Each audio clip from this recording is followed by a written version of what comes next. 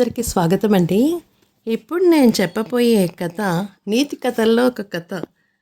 కథ పేరు అపురూప వజ్రాలు. రత్నదీపుడు రత్నాల వ్యాపారి. అతనికి అనేక పట్టణాలు తిరుగుతూ ఉదయగిరి చేరుకున్నాడు. ఒక సత్రంలో దిగాడు. గదిలో సామాన్లని సర్దేసి విశ్రాంతి తీసుకోవడం మంచంపై నడుము వాల్చాలనుకున్న సమయంలో ఒక ముసలివాడు వచ్చాడు ఆ గదిలోకి. నా దగ్గర 2 అపురూపమైన వజ్రాలున్నాయి. ఈ పట్టణంలో వజ్రాలను కొనే తాహత ఎవరికీ లేదు. 1000 వరహాలు ఆ రెండిటికి ఇప్పిస్తే మీకు వాటిని అమ్మేస్తాను. నా భార్య అవతల చాలా అనారోగ్యంగా బాధపడుతోంది. ఆమెకు మంచి మందులు కొనాలి అని ఆ ముసలివాడు తుండుగుడ్డతో చుట్టిన వజ్రాలని బయటపెట్టాడు. రత్నదేవుడు కళ్ళు జిగేల్మన్నాయి. అవి అపురూపమైన వజ్రాలని గ్రహించాడు. పైగా అది చెప్పకుండా వరహాలకు బయటికి ఎంత వాల్యూ ఉందని చెప్పకుండా ఇవి నాసికానికి చెందినవి, వీటి విలువ ఒక్కొక్కటి 500 వరహాలు మించవు అన్నాడు.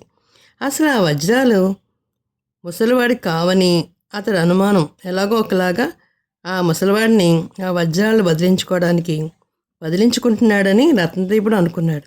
అందువల్ల నేను ఉన్నదానికి ఇష్టపడితే ఆ వజ్రాలు నాకు అమ్ము, లేకపోతే ఇక్కడి నుంచి వెళ్ళిపో అన్నాడు ఆ ముసలాడిని.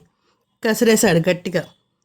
వృద్ధుడికి మారు మాట్లాడే అవకాశం లేక 1000 వరహాలు ఇచ్చేయండి అని 2 వజ్రాలను కూడా రత్నదీపుడు చేతిలో పెట్టాడు.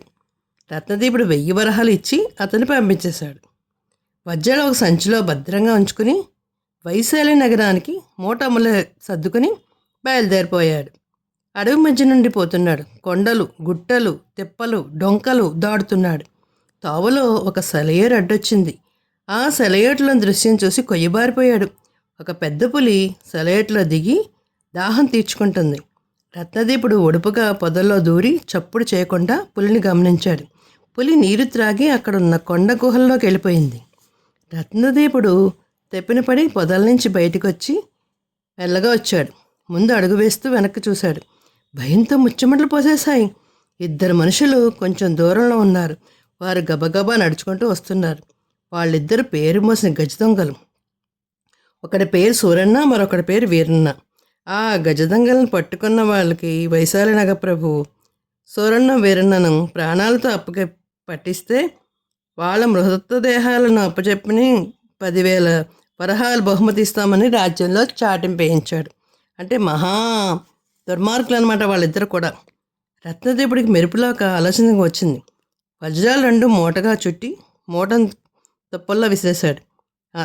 ఈలోగా సూరన్న వీరన్నలు రత్నదీపుడి దగ్గర చేరుకున్నారు. రత్నదీపుడు ఏడుపు మొహంతో, ఈ రోజు ఎవరి మొహం చూశానో ఏమో కానీ నా బతుకు బండలైపోయింది అంటూ లబో దిబోమంటూ ఏడ్చాడు. దొంగలు రత్నదీపుడి దగ్గర జుట్టు పట్టుకున్నారు. దొంగ ఎప్పుడు ఆపు, ఏడుపు లాభం. ఒక ముసలాడు నీకు 2 వజ్రాలు కొన్నావు కదా, ఆ 2 వజ్రాలు మాకు ఇచ్చేయి, అవి మావి అన్నారు. మీ పని నాకు తెలీదు, బుద్ధి గడ్డి తిని కొన్నాను, కానీ దురదృష్టం అవి నా దగ్గర లేవు గొనిగాడు రత్నదీపుడు. రత్నదీపుడు మాట విని దొంగలిద్దరూ మండిపడ్డారు. అతడు చొక్కాన్ని గుంజి పట్టుకుని, మాతో హాస్యాలాడుతున్నావా ఏమిటి? మా గురించి నీకు తెలీదా?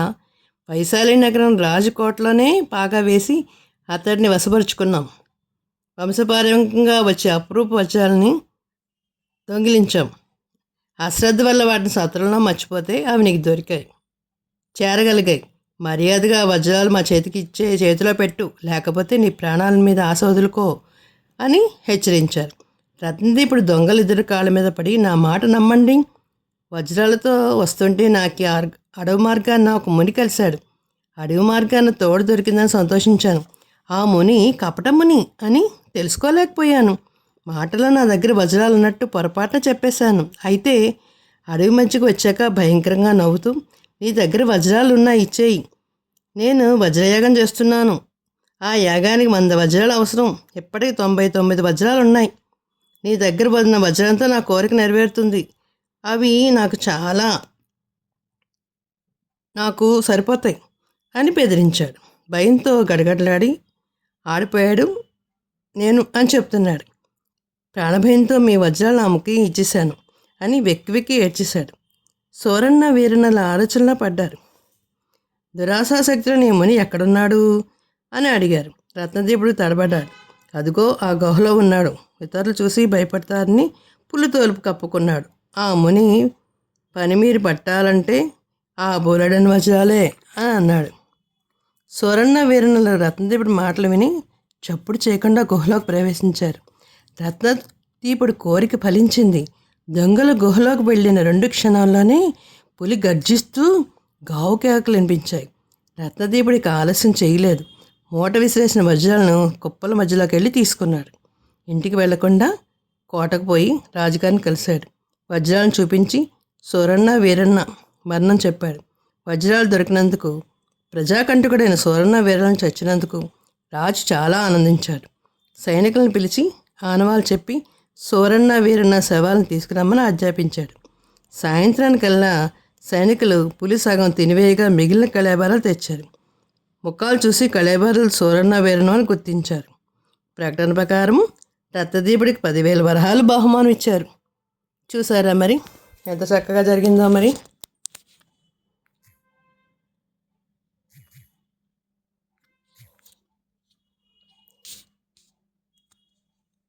స్వచ్ఛమైన వరం వైరం. పూర్వము రాగిణి అనే ఒక కోడి ఉండేది. ఆ కోడి గుడ్లు పొదిగి పిల్లలను పెడుతుంది. మరి 10 పిల్లలతో దీర్ఘనాసిక అనే మగపిల్ల మహా దురుసుగా అయింది. పిల్లలన్నీ తల్లిని అంటిపెట్టుకుని కడు జాగ్రత్తగా తిరుగుతూ ఉంటే దీర్ఘనాసిక మాత్రం కళ్ళు కప్పి ఎక్కడెక్కడికో తిరిగి సాయంత్రం వేళకు వచ్చేది. రాగిణి అది గమనించి కుమారునితో దీర్ఘనాసిక, నువ్వు రోజుల పిల్లవే ఉన్నావు, బలం కూడా కలగలేదు, నువ్వు ఇంకా రక్షించుకునే వయసు కూడా లేదు నీకు. అప్పుడే నన్ను విడిచి స్వేచ్ఛగా ఎక్కడెక్కడో తిరుగుతున్నావు. నీకు ఇది శ్రేయస్కరం కాదు. ఆకాశంలో గద్దలు తిరుగుతున్నాయి. వాటికి మనం అంటే వైరం. అవి కోడిపిల్లని చూస్తే వదిలిపెట్టవు. కానీ నువ్వు వాటి కంటపడ్డావా నీ ప్రాణం హాని తప్పదు. కనుక నువ్వు తిరుగుళ్ళు కట్టిపెట్టేసి నా వెంట ఉండు అని హితబోధ చేసింది. దీర్ఘనాసిక తల్లి మాటలు విని ఎకసక్కంగా నవ్వింది. అమ్మా, నీ కుమారుడు తెలివి తక్కువవాడు కాదే, పెరిగి పందవాడు కాదు.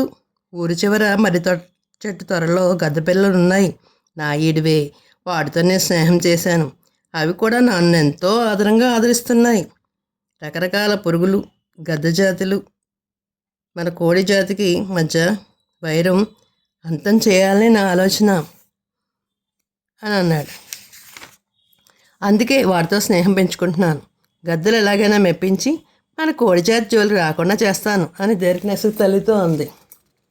రాగిణి కుమారుని అమాయకత్వాన్ని జాలిపడింది. నాయన దీర్ఘనాసిక, గద్ద జాతి కోడి జాతికి వైరం తరతరాల నుండి వస్తుంది.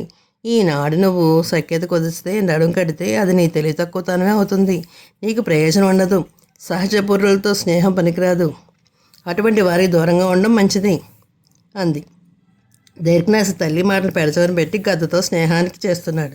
కొన్ని రోజులు అయ్యాయి. రకరకాల పురుగులు తినడం వల్ల దీర్ఘనాసిక బాలే మంచిగా లావుగా అయింది. ఒకరోజు ఉదయాన్నే మేల్కొని మిత్రులను వేగంగా కలుసుకోవడం ఉత్సాహంగా దీర్ఘనాసిక మర్రి చెట్టు దగ్గరికి పరిగెత్తింది. మర్రి చెట్టు దగ్గరికి చేరుకుని స్నేహితులతో పిలవబోతే మర్రి చెట్టు త్వరలో నుండి వస్తున్న మాటలు విని దీర్ఘనాసిక టక్కన అయిపోయింది. తల్లి గద్ద పిల్ల గద్దలతో అంటుంది, ఈరోజు దీర్ఘనాసికను విడిచిపెట్టద్దు. దాని కండ రుచి చాలా బాగుంది. చూడగానే భలే బాగుంది. ఇది పండగ చేసుకుందాం. ఇక మనం ఆగితే అది తెలివి తక్కువగా తప్పించుకుంటుంది. ఆ మాటను దీర్ఘనాసిక గుండె ఆగిపోయినంత పని అయింది.